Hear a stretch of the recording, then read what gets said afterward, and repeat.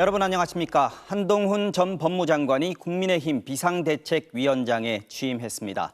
선당 후사보다 선민 후사, 국민이 먼저라고 강조한 한 위원장은 내년 총선에서 국회의원 불체포 특권을 포기하는 사람에게만 공천을 주겠다고 했고 자신은 지역구로도 비례대표로도 출마하지 않겠다고 밝혔습니다. 또 민주당은 운동권 특권 정치 세력이며 청산해야 한다면서 야당에 대한 공세에도 포문을 열었습니다. 구승은 기자가 보도합니다. 국민의힘 전국위원회의 압도적 찬성으로 공식 임명된 한동훈 비상대책위원장은 취임 일성으로 야당의 포문을 열었습니다. 운동권, 특권 세력, 개딸 전체주의 등 거친 표현으로 민주당을 직격했습니다. 이재명 대표의 민주당이 운동권 특권 세력과 개딸 전체주의 세력과 결탁해서 자기가 살기 위해서 나라 망치는 것 막아야 합니다. 386부터 686이 되도록 썼던 영수증을 또 내밀며 대대손손 국민위에 군림한다면서 운동권 특권 정치를 청산해야 한다고 날을 세웠습니다. 이재명 민주당 대표를 겨냥해선 일주일에 3번, 4번씩 중대범죄로 형사재판을 받는 초현실적인 민주당이라며 타협은 없을 것임을 분명히 했습니다. 그러면서 자신은 선당 후사가 아닌 선민 후사를 실천하겠다며 내년 총선에 출마하지 않겠다고 밝혔습니다. 저는 지역구에 출마하지 않겠습니다. 비례로도 출마하지 않겠습니다. 총선 전을 지휘할 사령탑으로서 불체포 특권 포기를 약속하는 후보자만 공천하겠다고도 약속했습니다. 공직을 방탄수단으로 생각하지 않는 분들, 특권 의식이 없는 분들만을 국민들께 제시하겠습니다. 이 약속을 어기는 분들은 즉시 출당 등 강력히 조치하겠습니다. 한 위원장은 국민의힘이 왜 민주당을 압도하지 못하는지 냉정하게 반성하자며 정교하고 박력 있는 리더십과 정책으로 여당으로서의 강점을 10분 활용하겠다고 다짐했습니다. 대통령실이 거부권 방침을 시사한 김건희 여사 특검법에는 총선용 악법이란 기존 입장을 재확인했지만 대응 방안에 대해선 당과 논의하겠다며 여지를 남겼습니다. MBC 뉴스 구승은입니다. 네, 한동훈 비대위 체제의 출범, 정치팀 윤수환 기자와 좀 더 이야기해 보겠습니다. 자, 윤 기자, 가장 큰 관심이 당장 김건희 여사 특검법에 대해서 한동훈 위원장이 어떤 입장을 내놓느냐 하는 거였는데 오늘 관련 질문이 나왔는데 역시 오늘도 명확하게 입장을 밝히지는 않았어요. 네, 그렇습니다. 어떤 여지가 있지 않을까 하는 전망이 나왔던 거는요. 네. 한동훈 위원장이 취임 전에 국회에서 했던 말 때문이었습니다. 네. 당시 했던 말을 보면요. 법 앞에 예외는 없어야 한다. 그리고 국민들 보기에도 그래야 한다고 했었는데요. 네. 오늘 회견을 보면 특검법이 총선을 위한 악법이라는 입장을 가지고 있다. 이 정도 말을 되풀이하는 선에서 정리가 됐습니다. 네. 그리고 또 기자들이 그 수직적인 당정 관계를 어떻게 극복할 거냐는 취지의 질문도 네. 했는데요. 네. 이 질문에 대해서는 수평, 수직이라는 이야기가 나올 게 아니라 동반자 관계다. 이런 답변을 내놨습니다. 네. 그래서 이런 부분에 있어서는 사실 한 위원장의 오늘 취임 일성이 좀 기대에 못 미친 것 아니냐 하는 평가도 있습니다. 당장 뭐 특검 문제 그리고 당정 관계 그리고 내일 탈당을 예고한 이준석 전 대표와의 네. 관계 문제도 있잖아요. 네. 이런 현안들에 대해서 뚜렷한 해법이 나오지 않았다. 이렇게 볼 수도 있을 것 같습니다. 당내에 얘기할 사람들이 많이 있다. 협의해서 책임 있게 답변하겠다. 뭐 이런 정도로 정리가 된 것 같습니다. 네. 자, 그런데 김건희 특별법에 대해서는 사실 여권에서 어제 벌써 대통령이 거부권 행사하는 걸로 입장이 좀 정리된 거 아닙니까? 한동훈 비대위원장으로서는 뭐 결정에 부담을 좀 덜었다고 봐야 됩니까? 어떻게 봐야 됩니까? 일단 어제 당정대 협의에서는요. 네. 총선이 다 끝난 뒤에 특검을 추진하는 그런 조건부 수용안도 받아들여서는 안 된다는 쪽으로 좀 의견이 네. 모인 것 같습니다. 네. 그렇게 전해지고 있고요. 그리고 또 오늘 아침에 윤재욱 원내대표 발언을 보면 네. 특검법은 기본적으로 원내 사안이다.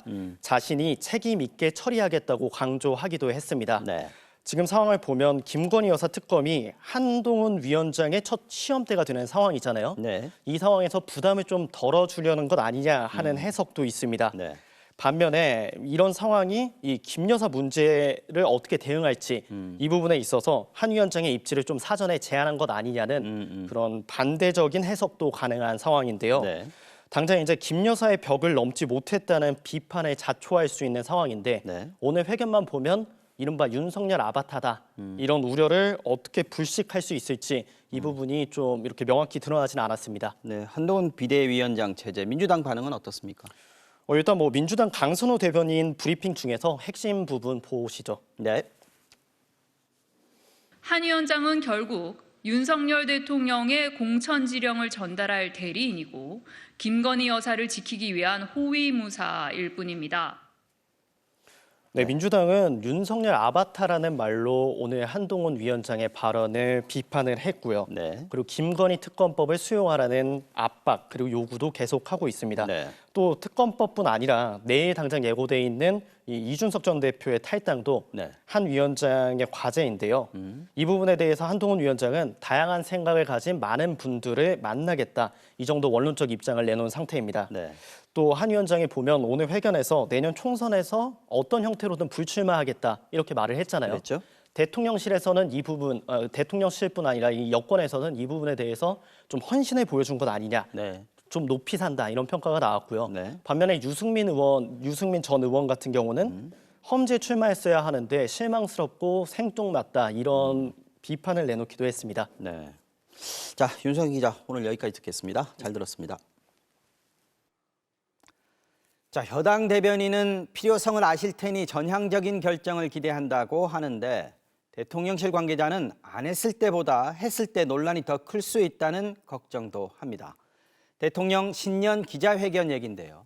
대통령실은 윤 대통령에게 가급적 개최하자고 건의했고 아직 결정을 기다리는 중이라고 했습니다.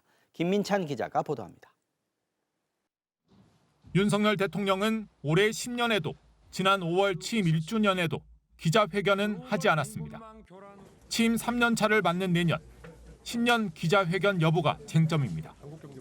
지난해엔 새해를 열흘 정도 앞두고 기자회견을 열지 않기로 정했는데 올해는 발표가 늦어지고 있습니다. 선거를 앞둔 여당 대변인은 대통령실의 변화에 대한 기대감을 보였습니다. 기자회견의 필요성에 대해서 충분히 아시리라고 저는 판단하기 때문에 전향적인 결정이 있으리라고 기대해 보겠습니다. 하지만 대통령실 기류는 좀 더 복잡해 보입니다. 대통령실 한 관계자는 안 했을 때보다 했을 때 논란이 더 클 수 있다며 부정적인 입장을 보이기도 했습니다. 기자회견을 하게 되면 기자들의 질문이 어디에 집중될 것인지 예측이 가능합니다. 대통령실이 김건희 여사 특검법에 대한 거부권을 예고한 상태에서 이에 대한 입장을 직접 밝혀야 하는데 대통령이 직접 나서달라는 여당의 입장에 대통령이 호응할지가 관건입니다. 윤석열 대통령이 어떤 기자분들의 질문을 회피하거나 그런 질문을 껄끄러워하시는 분은 아니라고 저는 생각하기 때문에 그 질문 해주시면 멋지게 답변할 수 있으리라고 저는 봅니다. 기자회견에서는 대통령실이 언급을 자제해온 김 여사의 명품 가방 수수 의혹에 대해서도 답을 해야 합니다. 취임 이후 윤석열 대통령 기자회견은 지난해 8월 취임 100일 기자회견 한 차례가 전부입니다. 국민의 뜻에 벗어나지 않도록 그 뜻을 잘 받들겠습니다. 저부터 앞으로 더욱 분골쇄신하겠습니다. 대통령실 관계자들은 여러모로 논의 중이다. 최대한 하자고 말씀을 드렸고 대통령 결정을 기다리는 중이라고 말했습니다. 윤 대통령은 지난 10월 보선 참패 이후 국민은 늘 옳다며 변화를 약속했습니다. 소통 강화가 행동으로 옮겨지는 첫 시험대가 신년 기자회견 여부일 걸로 보입니다. MBC 뉴스 김민찬입니다. 내부 갈등이 가라앉지 않고 있는 민주당에서는 문재인 정부 시절 총리를 지낸 이낙연, 김부겸, 정세균, 이른바 3총리의 행보가 빨라지고 있습니다. 이낙연 전 총리가 이재명 대표의 사퇴와 통합비대위 구성을 거듭 요구하는 가운데 일각에선 이 대표 체제 속에서 3총리가 공동 선거대책위원장을 맡는 건 어떠냐는 제안도 나왔습니다. 김정우 기자가 보도합니다. 정세균, 이낙연 두 전직 총리의 만남은 배석자 없이 1시간가량 비공개로 진행됐습니다. 현 정부 국정운영과 민주당 내 갈등 상황에 대한 우려를 주고받은 것으로 전해졌습니다. 이낙연 전 총리 측은 적절한 상황이 조성된다면 김부겸 전 총리를 포함해 이른바 3총리 회동을 추진할 수 있다는데 의견을 같이 했다고 의미를 부여했습니다. 다만 적절한 상황의 의미에 대해선 구체적으로 말하지 않았습니다. 네, 의미가 있어야 되겠지요. 적절한 상황이 조성되지 않는다면 모임도 어려워질 거라는 뜻도 되고요. 네, 뭐가 적절한 것이냐, 의미 있는 자리가 돼야 한다는 뜻이겠죠. 비이재명계가 요구하고 있는 이재명 대표 사퇴와 통합 비상대책위원회 구성을 거듭 압박한 것으로 해석됩니다. 총선 예비후보 적격성 심사에서 탈락한 최성 전 고양시장이 이낙연 신당 합류를 선언하는 등 계파 갈등 수위가 높아지고 있지만 당내에선 여전히 대표직 사퇴는 이재명 대표가 받을 수 없는 카드라는 전망이 우세합니다. 그 내용을 해결할 현 지도부가 해결할 수 없을 것 같은 상황에 처했을 때 보통 비대위를 구성하지 않습니까? 그런데 지금 현재 그러면 우리 당이 그런 상태냐? 그런 상태가 아니죠.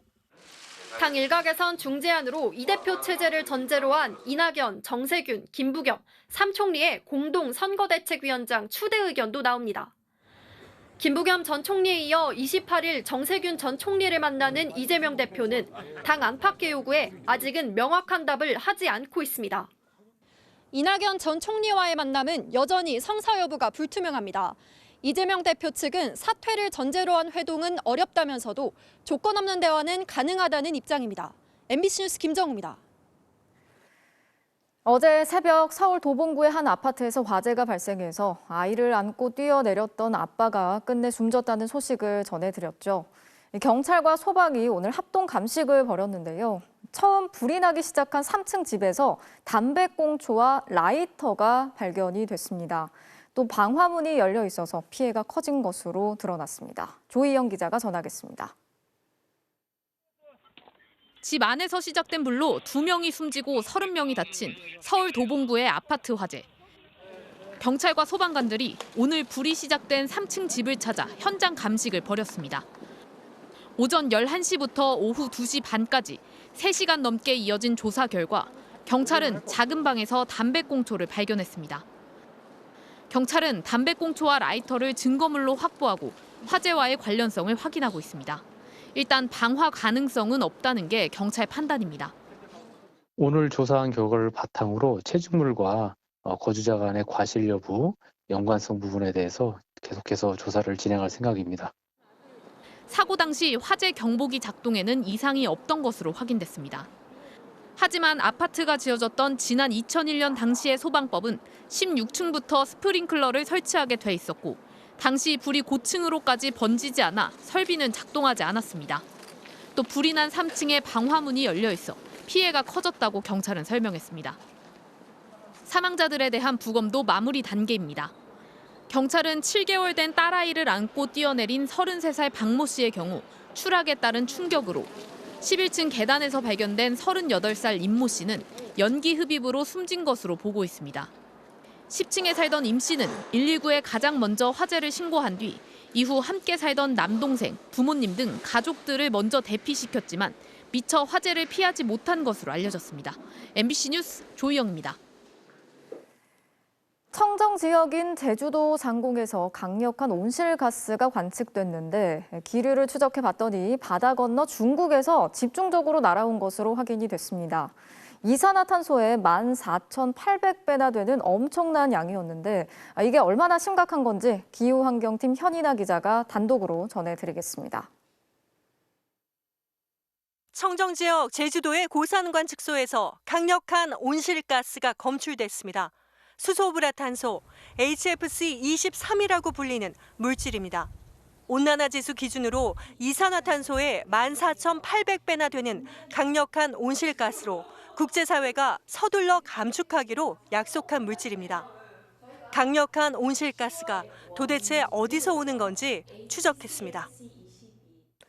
기류를 역추적한 결과를 보여주는 지도입니다. 붉은색이 짙은 곳이 이 물질을 많이 배출한 지역입니다. 중국 산둥성과 장쑤성 등 중국 동부 지역에서 집중적으로 배출한 것으로 나타났습니다. 얼마나 많은 양을 배출했는지도 분석했습니다. 중국 동부에서 배출한 HFC 23은 2015년 5,700톤에서 2019년에는 9,500톤으로 증가한 것으로 나타났습니다. 5년 만에 65%나 증가한 건데요. 5년간 배출한 양을 다 더해봤더니 3만 5천 톤이 넘었습니다. 이산화탄소로 환산하면요, 5억 2천만 톤이나 되는 엄청난 양이죠. 국내 2,000cc 휘발유 승용차가 1년에 내뿜는 이산화탄소가 1.6톤 정도 되니까요. 승용차 3억 2천만 대가 1년간 뿜는 것과 비슷한 온실가스가 그대로 배출된 겁니다. 전 지구적인 규모에서 2019년에 배출되는 양에서 한 반 이상은 중국 동부에서 배출되는 것으로 지금 현재 연구 결과는 보여주고 있는 것 같습니다. 국제사회는 즉각 이 연구에 주목했습니다. 중국은 2019년까지 HFC-23 배출량을 대부분 줄였다고 보고했지만 사실과 다른 것으로 확인됐기 때문입니다. 중국이 보고한 배출량보다 실제 배출량이 최소한 2만 3천 톤이나 많은 것으로 추정됐습니다. 이산화탄소로 환산하면 3억 톤이 넘는 양입니다. 중국에서 보고되는 양과 이제 배출되는 양 사이의 차이를 누적을 저희가 2015년부터 2019년까지 4년간의 누적치를 살펴보면 그게 3억 톤 정도였다는 얘기예요. HFC-23은 에어컨이나 냉장고에 냉매로 사용되는 수소염화 불화탄소 공장에서 나오는 부산물입니다. 이들 공장에서 HFC-23이 새지 않도록 포집하거나 제거해야 하는데 줄줄 새고 있는 것으로 보입니다. 포집을 한다든지 또는 화학적으로는 어떤 흡착제를 써가지고 모아서 다시 재활용을 한다든지 하게 되는데요. 이런 과정들에 또 다른 에너지가 사용이 되게 됩니다. 포집 장비에 결함이 있거나 비용을 절감하기 위해 장비를 제대로 가동하지 않았을 가능성이 있다는 분석입니다. 유엔 등 국제사회는 중국의 해명을 요구하고 대책을 촉구하기로 했습니다. 지난 2019년 연구진은 중국이 오존층 파괴 물질인 프레온가스를 불법 배출하고 있다는 사실도 밝혀내 국제사회의 대응을 이끌었습니다. 동아시아의 요충에 자리한 제주도 관측소가 지구환경 감시의 천병으로 떠올랐습니다. MBC 뉴스 현인아입니다. 일본이 후쿠시마 원전 오염수를 방류하면서 중국이 일본산 수산물의 수입을 전면 금지했죠. 이 때문에 일본산 가리비의 재고가 쌓여가고 있다고 합니다. 일본 정부가 중국에 팔지 못하는 가리비를 한국과 유럽에 팔겠다는 전략을 내놨는데요. 이미 우리나라는 일본산 생가리비를 가장 많이 수입하고 있습니다. 도쿄에서 현영준 특파원이 취재했습니다. 작년 우리나라가 수입한 일본산 가리비는 12,722톤으로 중국, 대만, 미국에 이어 4위였습니다. 금액으론 680억 원어치가 넘습니다. 우리나라는 주로 생가리비를 수입하는데 냉동 가리비를 제외하고 생가리비만 따지면 우리나라의 가리비 수입은 1만 2천 톤, 600억 원이 넘어 압도적인 1위였습니다. 한국이 이미 많은 양의 일본산 가리비를 수입하고 있지만 일본 정부는 별도의 목표치까지 새로 정하며 한국 정부를 더욱 압박하고 나섰습니다. 輸出先国の多角化を進め、政府一体となって輸出促進の取り組みを強力に進めていく必要がございます。 일본산 가리비의 큰손 중국이 후쿠시마 오염수 방류 이후 일본산 수산물 수입을 전면 금지하면서 홋카이도산 가리비 약 10만 톤이 갈 곳을 잃었기 때문입니다. 일본 정부가 나서서 학교 급식, 관공서 식당에 가리비를 공급하고 있지만 워낙 많은 양이 남아돌아 처리가 어려운 상황입니다. 이 때문에 일본 정부는 한국에 41억엔, 유럽연합에 45억엔, 태국과 베트남에도 각각 24억엔과 5억엔의 가리비를 판매하겠다는 세부 목표치까지 세웠습니다. 이에 대해 박구현 국무조정실 국무 1차장은 어디까지나 일본 측의 계획에 불과하다며 우리 정부는 방사능 검사를 계속해 나갈 입장이라고 밝혔습니다. 우리 정부는 후쿠시마현과 미야기현 등 8개 현의 수산물 수입을 금지하고 있지만 홋카이도는 여기에 포함되지 않습니다. 이 때문에 작년 홋카이도 가리비는 예년에 2배 이상 수입됐는데 만약 일본의 판매 촉진 정책이 실시된다면 더 많은 일본산 가리비가 한국에 팔릴 것으로 보입니다. 도쿄에서 MBC 뉴스 현영준입니다. 편의점, 치킨집, 커피 전문점까지 요즘 골목마다 프랜차이즈 가맹점들이 늘고 있는데요. 지난해 프랜차이즈 가맹점의 매출액이 사상 처음으로 100조 원을 넘어서면서 역대 최대를 기록했습니다. 오유림 기자가 취재했습니다. 지난해 국내 프랜차이즈 가맹점 매출액은 100조 1,000억 원, 역대 최대 폭인 18.2% 증가하면서 사상 처음으로 100조 원을 넘어섰습니다. 사회적 거리두기 해제로 먹고 마시는 업종 매출이 크게 늘어났기 때문으로 해석됩니다. 전체 프랜차이즈 가맹점 수는 28만 6천 개, 종사자 수도 10만 명이나 늘어난 94만 명을 기록했습니다. 점포 수가 가장 많은 건 편의점과 한식업종, 그리고 커피와 비알코올 음료, 즉 커피 전문점 순으로 이 세 업종이 전체 가맹점의 절반 가까이를 차지했습니다. 상위 3개 업종 중에선 커피 전문점 수가 1년 전보다 18.9% 증가해 가장 많이 늘었습니다. 종사자 수 역시 커피 전문점이 28.2% 늘면서 가장 큰 증가폭을 보였습니다. 창업 과정이 수월하고 상대적으로 적은 자본으로도 가능하다는 점 때문에 프랜차이즈 가맹점 창업은 꾸준히 증가하고 있습니다. 특히 한국인의 유별난 커피 사랑 덕에 커피 전문점, 그중에서도 저가형 커피 전문점 가맹점 수는 더 큰 폭으로 늘어났습니다. 작년 조사에서는 가맹점 종사자 1인당 매출이 4.7% 증가했지만 이런 추세가 계속될 경우 경쟁이 심화될 수밖에 없습니다. 우리나라 같은 경우도 포화 수준에 좀 다다른 모습이다 보니까 각 점포당 그리고 각 가맹점주당 매출액은 좀 작아질 수 있는 부분이 훨씬 더 크다 이렇게 전망을 하고 있습니다.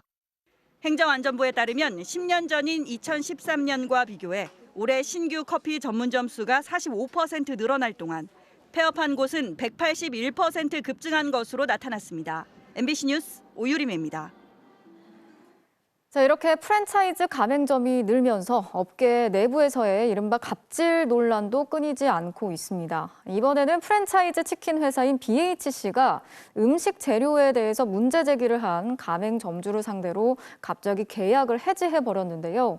공정거래위원회가 계약 해지의 사유뿐 아니라 그 절차도 위법이라면서 BHC에 과징금을 부과했습니다. 임현주 기자가 전하겠습니다. 광고비 착취 그만!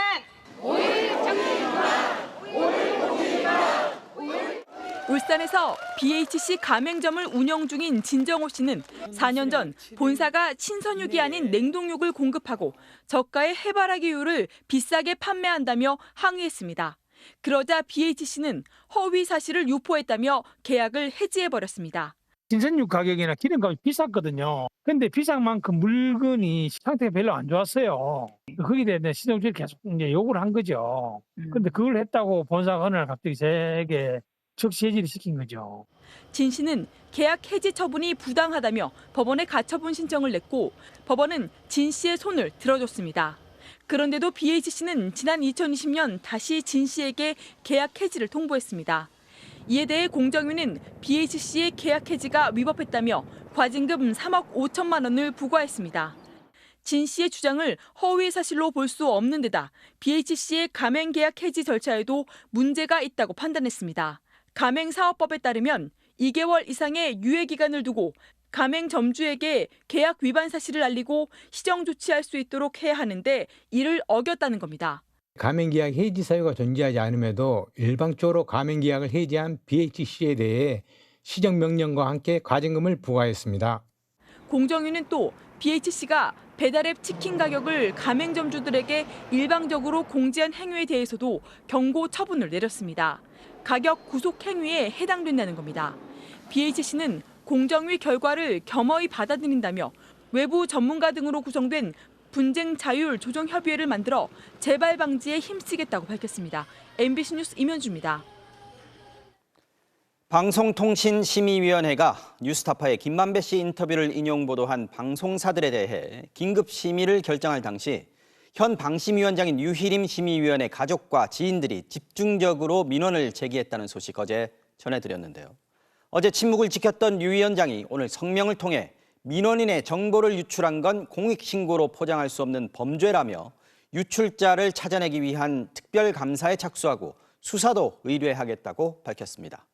제기된 의혹을 설명하기보다는 의혹 제기 과정을 문제 삼겠다는 의도로 보입니다. 조이명 기자입니다. 어제 MBC 취재에 응하지 않던 류희림 방송통신심의위원장은 오전까지도 침묵을 지켰습니다. 취재진이 출근길 류 위원장의 입장을 듣기 위해 이른 아침부터 기다렸지만 만날 수 없었습니다. 낮 12시쯤 본인 명의의 보도자료가 공개됐습니다. 류 위원장은 민원인들의 개인정보 유출은 범죄 행위로 공익신고로 포장할 수 없다면서 특별감사는 물론 수사도 의뢰하겠다고 밝혔습니다. 제보자 색출에 나서겠다는 뜻으로 해석됩니다. 자신의 친인척과 지인이 방심위에 심의를 촉구하는 민원을 넣었다는 의혹에 대해서는 민원인 정보는 확인 대상이 아니고 특정인과의 관계 등을 언급할 대상도 아니라며 명확한 답변을 피했습니다. 그러면서 뉴스타파 보도를 긴급 심의 안건에 상정한 건 당시 위원장 직무대행이 적법한 권한을 행사한 것일 뿐 민원과는 무관하다고 해명했습니다. 또 인터뷰 인용 보도로 과징금 부과 대상이 된 MBC 등이 관련 의혹을 보도한 건 이해충돌 시비를 피하기 어렵다고 했습니다. 특히 불법 유출된 정보에 의거해 확인되지 않은 내용을 기사화하거나 확인 없이 인용 보도할 경우 제2의 뉴스타파 인용 보도에 다름 아닐 것이라며 인용 보도만으로도 제재 대상이 될 수 있음을 시사하기도 했습니다. 이에 대해 야권 추천 방송통신심의위원 3명은 공동 성명을 내고 공익제보자 탄압과 언론에 대한 겁박을 멈추라고 밝혔습니다. 또한 이번 의혹의 중심인 류 위원장의 사퇴와 더불어 진상규명을 위한 긴급 전체 회의 개최를 공식 요구했습니다. 방심위 내부 게시판에도 위원장의 사과가 먼저다. 이 모든 상황에 대해 한 점의 부끄러움도 없어 보인다는 게 참 화가 나고 슬프다. 동원 심의를 인정하고 자진 사퇴하라는 등의 직원들의 글이 쏟아졌습니다. MBC 뉴스 조이명입니다. 류희림 방심위원장은 이렇게 장문의 입장문을 내면서도 제기된 핵심 의혹에 대해서는 설명하지 않았습니다. 친인척과 지인들의 민원이 특정 시기에 집중적으로 몰린 이유가 뭔지, 류 위원장은 이들이 민원을 낸 걸 알았는지, 그래서 혹시 사실상 본인의 민원을 본인이 심의한 건 아닌지 많은 물음에 여전히 답을 하지 않고 있는 겁니다. 이어서 배주환 기자입니다. 류희림 위원장은 입장문에서 민원인들에게 사과한다고 했습니다. 민원 내용이 유출돼 고통을 겪었다는 겁니다. 그런데 이들은 결국 동생, 아들, 동서 등 본인의 친인척과 주변 사람들입니다. 정작 이들이 어떻게 민원을 무더기로 넣게 됐는지에 대해 류 위원장은 답을 내놓지 않았습니다. 특히 의혹의 핵심은 류 위원장이 먼저 민원을 내라고 부탁했는지 여부입니다. 류 위원장과 관계된 사람 15명이 나흘 동안 낸 민원이 50건이나 되고 이 중엔 오탈자까지 그대로 똑같은 것도 있었습니다. 의혹이 사실이라면 류 위원장은 사실상 본인이 낸 민원을 본인이 심의한 셈이 됩니다. 친인척들의 민원이 접수될 때는 몰랐더라도 심의 전에는 알지 않았을까? 이 역시 류 위원장은 밝히지 않았습니다. 방심위 위원장이 가족에게 특정 민원을 제기하도록 해서 심의를 했다면 공정성이 크게 훼손된 사례라고 할 수 있습니다. 대신 이와 같은 지적을 의식한 듯 류 위원장은 당시 긴급심의는 민원이 아니라 위원장이 안건을 올리는 단독 부의권으로 시작됐다고 강조했습니다. 그러나 당시 회의록을 보면 여권 추천위원이 민원이 들어오는 즉시 긴급심의를 하자는 의견을 냅니다. 류 위원장 친인척과 주변인들이 이미 민원을 쏟아내기 시작한 다음 날이었습니다. 황성욱 위원장 직무대행은 민원이 들어왔는지 직원에게 확인했고 곧바로 긴급 안건으로 올리자고 결정했습니다. 절차상 위원장이 직권으로 부의하는 형식이었지만 쏟아졌던 민원이 긴급심의 안건으로 지정하는 근거가 됐던 겁니다. 안팎에서 제기되는 우려, 비판, 반대 의견에 전혀 아랑곳하지 않고 있고 가짜뉴스 심의 등을 지금 밀어붙이는 상황입니다. 류 위원장은 김만배 녹취록을 인용 보도한 MBC가 과징금 부과 대상이 된 이해 당사자라는 점도 지적했습니다. 그러나 MBC는 첫 보도에서 이해 당사자임을 밝히고 그럼에도 불구하고 시청자의 알 권리를 위해 반드시 규명돼야 하는 사안이라고 판단해 당사자들의 입장을 반영해 보도하게 됐음을 알렸습니다. MBC 뉴스 배주환입니다. 그런데 이런 의혹이 공익신고를 통해 외부로 불거지기 전에 방심위 내부에서 이미 문제 제기가 있었던 걸로 드러났습니다. 방송사들에 대한 긴급 심의가 진행되던 지난 9월 말 방심위 내부 게시판에 류희림 위원장의 친인척으로 추정되는 다수의 민원이 들어왔으니 류 위원장은 스스로 심의를 회피해야 하는 거 아니냐는 글이 올라왔던 겁니다. 이혜리 기자가 보도합니다. 지난 9월 27일 방심위 내부 게시판에 올라온 글입니다. 류희림 위원장을 거명하며 뉴스타파 인터뷰 인용 보도 안건 심의를 왜 회피하지 않느냐고 공개 지적합니다. 그러면서 류 위원장에게 혹시 유사한 문장 구조의 민원을 제기한 다수의 민원인들이 누군지 알고 계시느냐고 묻습니다. 사적 조직적 동기에 의한 민원은 심의를 왜곡할 수 있다고 생각지 않느냐고도 지적했습니다. 3주 전 쏟아진 민원이 류 위원장과 연관됐을 거란 의혹이 내부적으로 공론화된 겁니다. 이해충돌 위반에 대해서 더 엄격해야 될 사람이 친인척이라든가 지인들을 동원해서 안건이 상정이 되도록 유도를 하고 그리고 심의에 임했다면은 그 자체로도 문제가 있는 것이고. 국민권익위원회에 접수된 공익신고서에서 신고자는 적어도 게시글 이후에라도 류 위원장은 가족, 지인 등 사적 이해관계자들이 민원을 넣은 사실을 알 수 있었지만 이를 신고하거나 관련 심의를 회피하지 않았다고 지적했습니다. 또 오히려 류 위원장이 심의 회피는커녕 사무처 직원을 통해 게시물 삭제 요청을 전달했다고도 밝혔습니다. 또 앞서 9월 14일에도 방심위 사무처 직원이 류 위원장 가족으로 추정되는 류모 씨가 민원을 했다고 보고를 했는데도 나흘 뒤 민원이 취하됐을 뿐이라고 당시 상황을 전했습니다. 누군지는 알 수 없지만 내부 게시판에 이 글을 공개적으로 쓴 거잖아요. 왜 회피하지 않느냐, 공공연하게 다 알았을 텐데. 결국 내부에서 연이은 문제 제기가 묵살되면서 국회와 권익위에 공익신고를 하는 방법밖에 없었다는 게 법률 대리인의 설명입니다.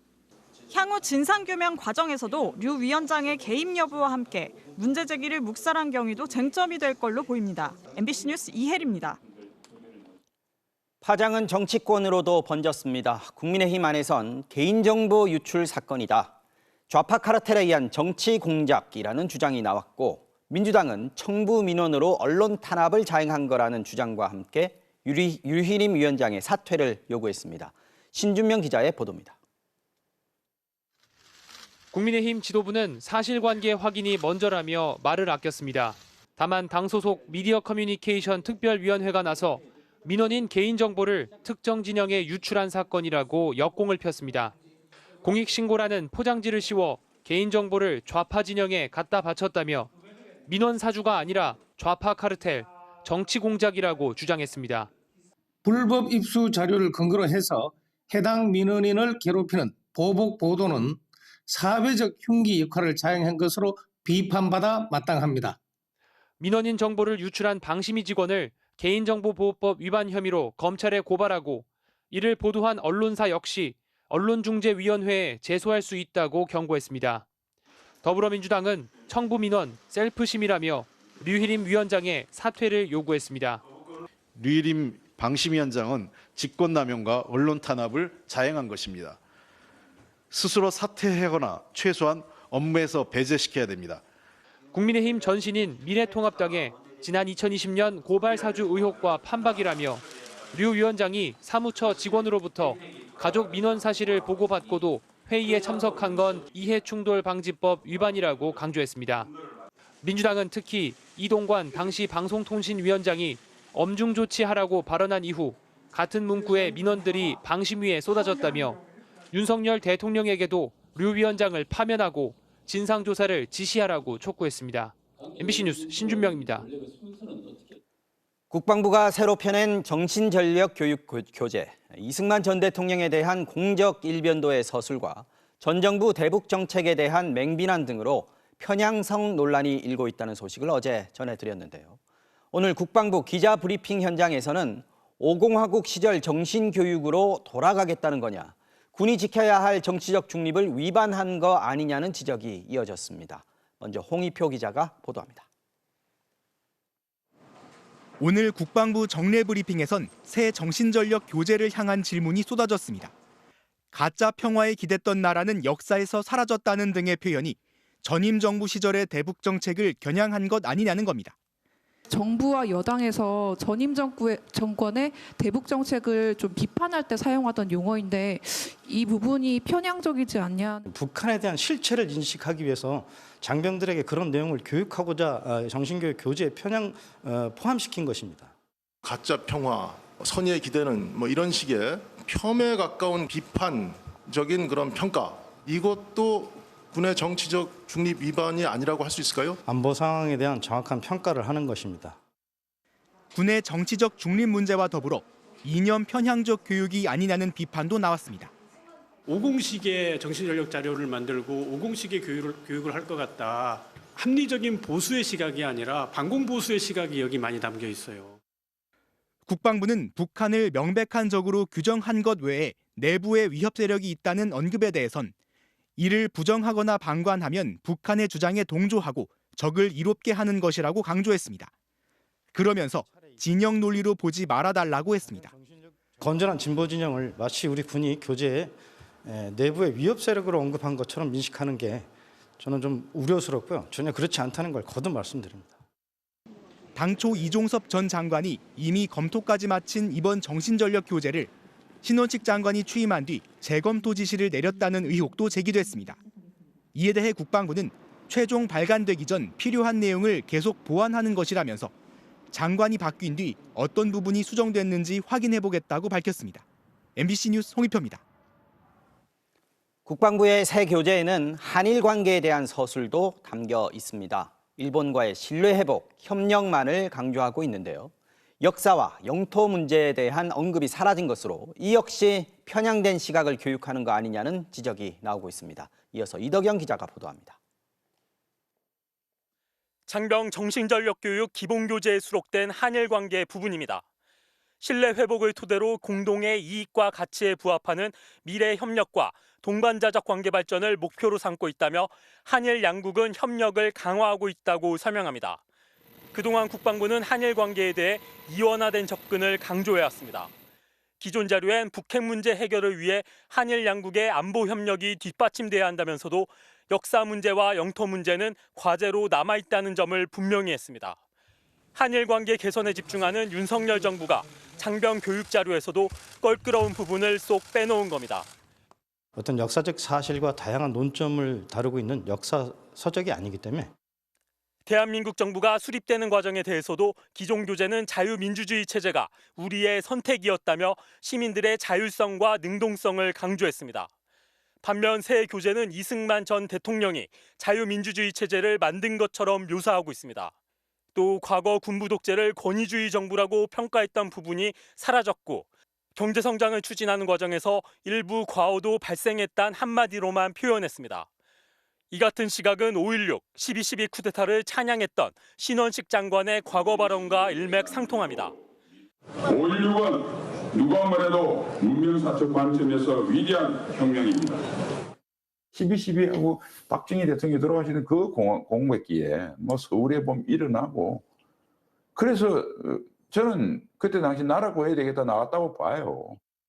국방부는 장병들의 대적관 확립을 위한 것이라고 강조하고 있지만 왜곡되고 편향된 시각을 주입하기 위한 건 아닌지 의문은 가시지 않고 있습니다. MBC 뉴스 이덕영입니다. 3년 전 법이 개정이 되면서 세입자가 집주인에게 전세 계약 갱신을 한 차례 요구할 수 있게 됐죠. 이때 집주인이 직접 살겠다고 하면 거절이 가능하도록 단서를 달았는데 이걸 악용하는 사례가 늘면서 그동안 다툼이 끊이지 않았습니다.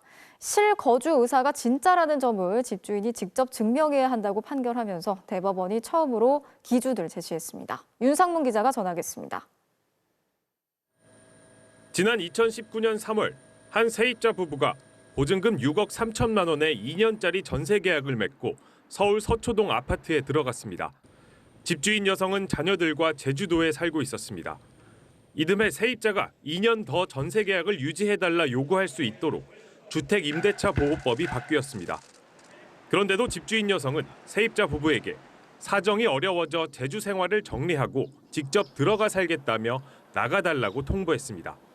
실거주 목적이라면 집주인이 세입자의 갱신 요구를 거절할 수 있기 때문입니다. 하지만 세입자 부부는 집주인 말이 의심스럽다며 나가지 않았고 결국 집주인이 소송을 냈습니다. 1, 2심 법원은 집주인 손을 들어줬습니다.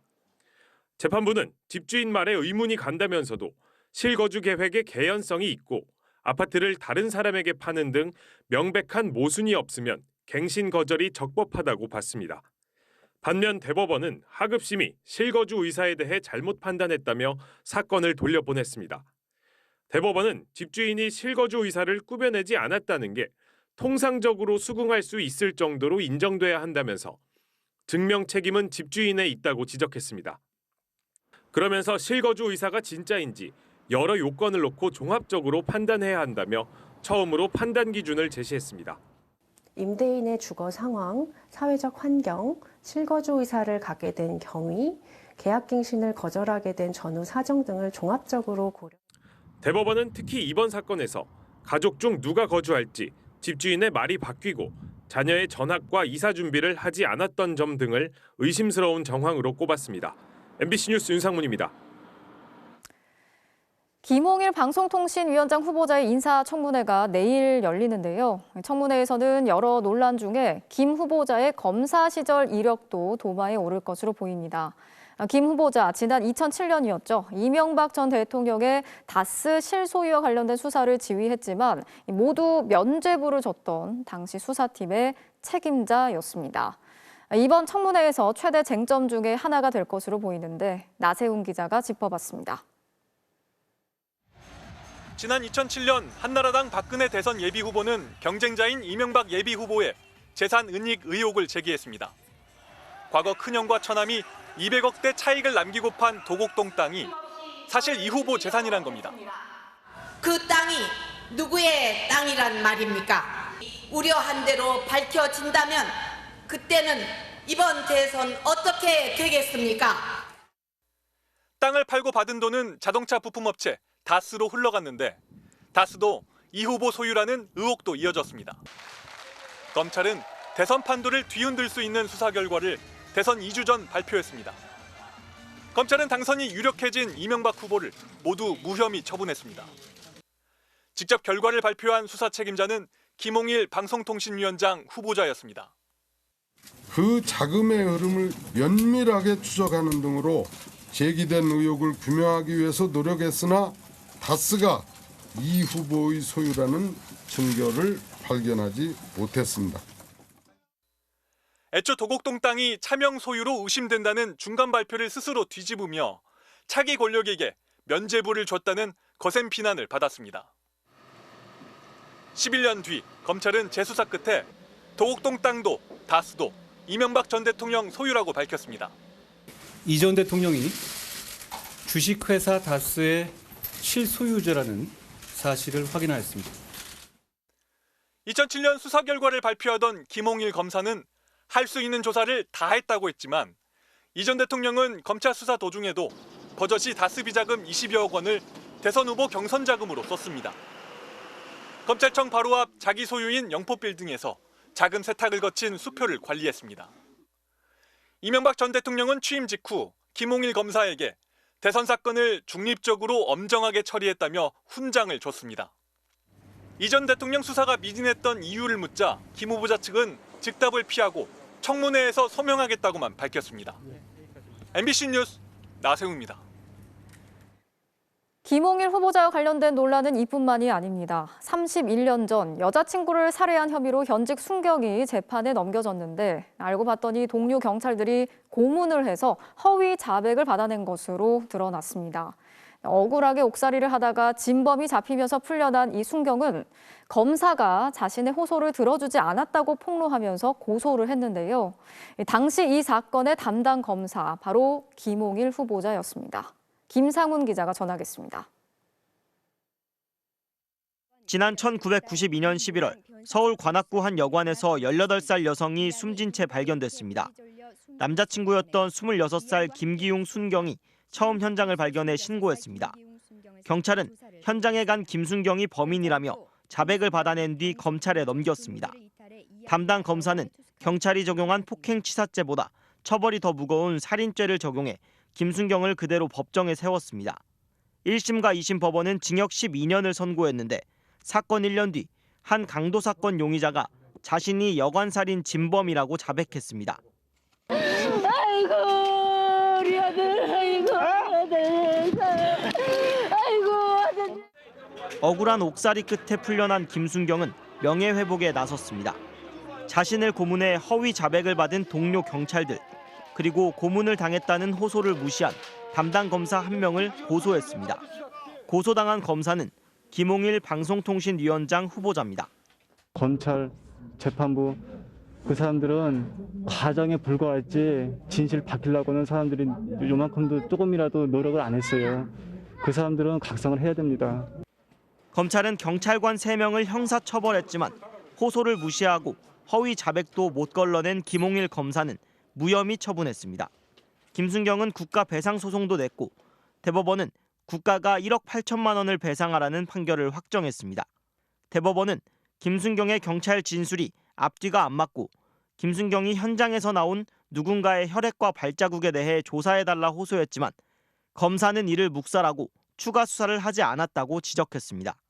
다만 김 검사가 제대로 수사를 못한 행위가 위법하다고까지 보긴 어렵다고 밝혔습니다. 김 후보자는 국회 답변서에서 당시 김순경이 경찰에 허위 자백했다고 진술한 건 맞다면서도 자신은 주어진 상황에서 최선을 다했고 김순경이 범인이라고 확신했다고 밝혔습니다. 다만 억울한 누명을 쓰게 된 김순경과 가족들께 늘 미안한 마음으로 지금도 안타깝다고 덧붙였습니다. MBC 뉴스 김상훈입니다.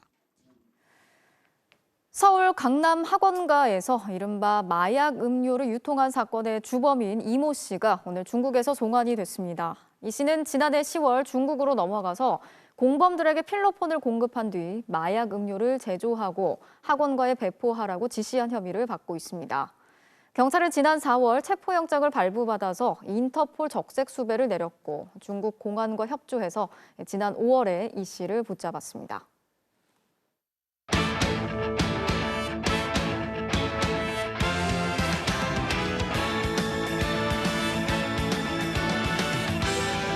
화요일 밤 스포츠 뉴스입니다.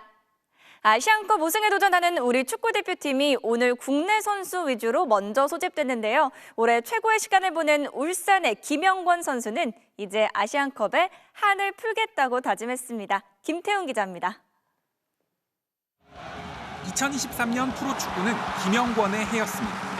K리그 50경기 만에 터뜨린 환상적인 데뷔골부터 울산의 2년 연속 우승, 그 공로를 인정받아 생애 첫 MVP까지 수상했습니다. 아내를 생각하며 흘렸던 눈물이 화제가 되기도 했습니다. 그러니까 저한테는 정말 축구만 하라고 맨날 말을 하는데 또 뒤에서 그런 힘든 일을 다 혼자 겪고 감당을 했을 생각이. 올여름 중동에서 거액의 이적 제안을 받았지만 홍명보 감독과의 면담 끝에 잔류를 결정했고 그래서 후회 없는 1년을 보낼 수 있었습니다. 분명히 저한테는 유혹이 있었고요. MVP라는 명예를 또 그 포기로 인해서 가질 수 있었고. 내년에도 또 오퍼 없나요? 그때는 또 뭐 진지하게 한번 고민을 감독님과 한번 해봐야 되지 않을까요? 김영권은 이제 3번째로 출전하는 아시안컵 우승을 목표로 준비에 들어갔습니다. 8년 전 호주와의 결승전에서 극적인 동점골을 이끌어내기도 했었던 만큼 눈앞에서 우승을 놓친 아쉬움이 아직도 가슴 깊이 남아 있습니다. 사실 좀 집에 돌아가기 싫었어요. 운동장에서 한참을 좀 앉아 있었던 것 같고 너무 아쉬워서 그 기억이 지금도 사실 생생하거든요. 저희가 이런 한을 풀 때가 되지 않았나라는 생각도 해보고. 대표팀의 중앙 수비수 경쟁에서 최근엔 팀 동료 정승현에게 한 걸음 밀려 있지만 64년 만에 우승에 도전하는 대표팀만을 생각할 예정입니다. 경기에 안 나갈 때 속으로 화도 나고 어쨌든 팀 스포츠이기 때문에 제 자리에서 위치해서 최선을 다하고 싶고 그거면 저도 충분하다고 생각을 했기 때문에. 중앙 수비수지만 2번의 월드컵에서 결정적일 때마다 득점을 터뜨렸던 김영권. 어쩌면 마지막일지 모를 대회인 만큼 후회는 남기지 않을 계획입니다. 기대를 많이 안 했었는데 나온 것 같고 저도 이번에도 기대를 안 하고 한번 가보려고요. 그래야 뭔가 터질 것 같아서 마지막이라고 생각하고 유종의 의미를 좀 잘 거두면 어떨까. MBC 뉴스 김태훈입니다. 이집트 프로축구에서 양팀 합쳐 34번째 킥커만에 승부차기 승리팀이 결정됐습니다. 말 그대로 피말리는 승부였네요. 양팀 각각 5명씩 나왔지만 결판이 안 난 승부차기. 이제 한 명씩 차는 서바이벌 방식으로 이어집니다. 선축 모던 퓨처팀의 6번째 키커가 실패하면서 피라미드 팀의 기회가 찾아왔는데요. 이걸 살리지 못했습니다. 그리고 7번째, 8번째, 9번째를 지나 운명의 장난이 또 찾아옵니다. 모던 퓨처팀 10번째 키커가 실축했는데 피라미드 팀 선수 이번에도 넣지 못했어요. 이거 왠지 심상치 않은데요. 양팀 골키퍼까지 차고도 승부를 가리지 못했고요. 이후 16번째 키커까지 모두 성공.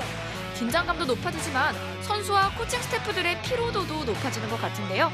무릎을 꿇고 멍하니 골문을 쳐다보고 뒷짐을 지고 거닐기도 합니다. 승부차기 하는 데만 거의 30분 가까이 걸렸는데 후축 피라미드 팀의 17번째 키커가 실축하면서 14대 13으로 모던 퓨처팀 승리! 어떤 승리보다 기쁨은 2배가 될 것 같네요. NBA 댈러스의 돈치치 선수 프로 데뷔 6년 차에 통산 10,000득점을 달성했습니다. 역대 7번째로 빠른 기록이라네요. 화요일 밤 스포츠 뉴스였습니다.